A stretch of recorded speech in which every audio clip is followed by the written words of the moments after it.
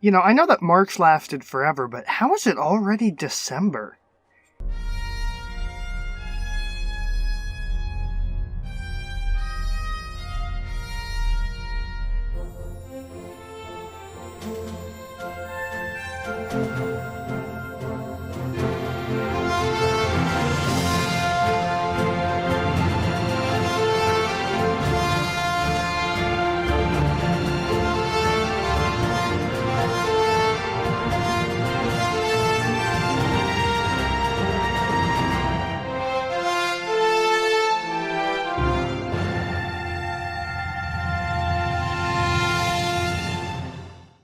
Hey guys, before we get to my formal set of Star Trek Online reviews featuring the main game, since I still haven't figured out how I want to do that yet, the devs decided to give us a treat, and in addition to extending First Contact Day for a few extra days because it glitched, they've also given us an extension of the 2019 Q's Winter Wonderland event, which is probably because the game is seeing an uptick in players since everyone is stuck at home, vicariously living through our characters as they explore strange new worlds, and leave the ship every once in a while.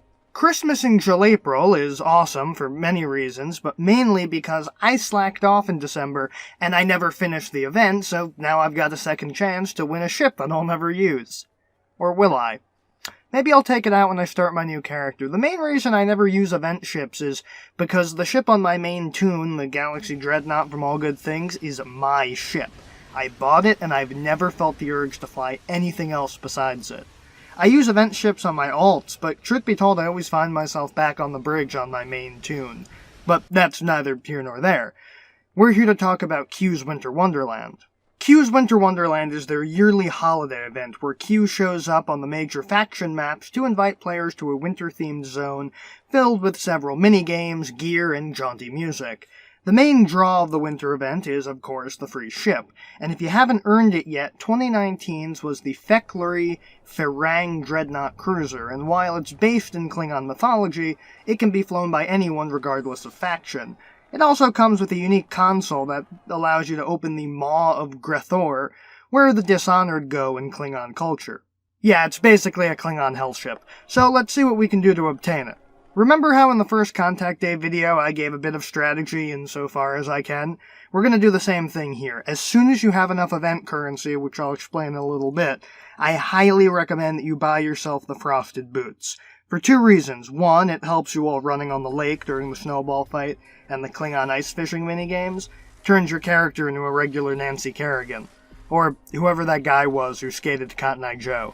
And two, the far more important point, it makes you run super fast at the loss of a little bit of traction, and it works outside of the Winter Wonderland. So you know all those missions that make you run across large maps? Colosseum, the Nimbus missions? Heck, even the First Contact Day queue. It's a small thing that makes getting around in-game a whole lot easier because you run so much faster. I keep it equipped on my main toon year-round because of that. You can even use it to give you an edge in the races, but I don't particularly recommend that unless you've had years of practice, because it can make the race a lot harder. Oh, speaking of the races, so the main minigame you have is the fastest game on ice, which used to be the main event, and you'd have to play it every single day in order to get event tokens. The only thing is that unlike, say, First Contact Day or the Summer Floater event, you can lose this, and then you have to go back to the mission giver, drop the mission, take it again, and start over from the very start. And when you're a beginner, you can disqualify yourself very easily if you slide off the track. I basically ignored the winter event the first 3 or 4 years it existed because I kept losing the race and got frustrated. I finally managed to get a handle on it this year when they changed the rules and made it so that every minigame grants you event progress. And there was much rejoicing. But I kid, I'm actually really happy about that change, because like First Contact Day, it gives variety and incentive to try out all the different events. There's also a competitive race that grants Eppo tags. Eppos! Cuddly and friendly Eppos! Unfortunately, you can't shove them in the NPC's mouth to shut her up. It might not sound annoying once, but try to spend the entire month hearing that and then let me know how you feel.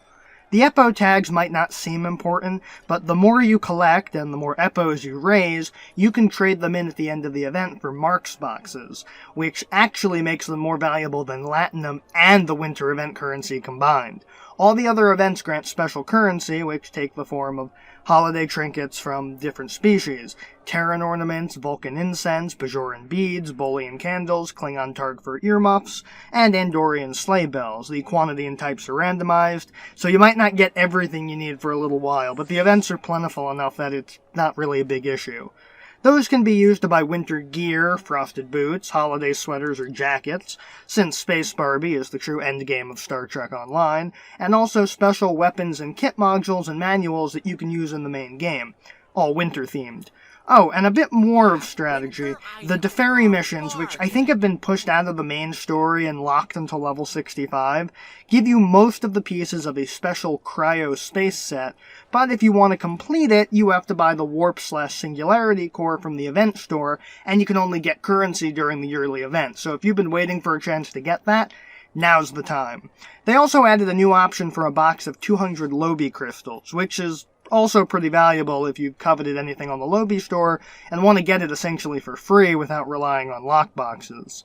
So there's a lot to do and a lot to collect, especially if you've got nothing better to do than to just run around and play everything. Next up, there's the snowball fight, where the snowmen around the map come to life and you fight 100 of them before a giant Snoverlord shows up and you kick his ass. It's one of the easier ones, and you can pretty much participate regardless of where you are on the map when it happens.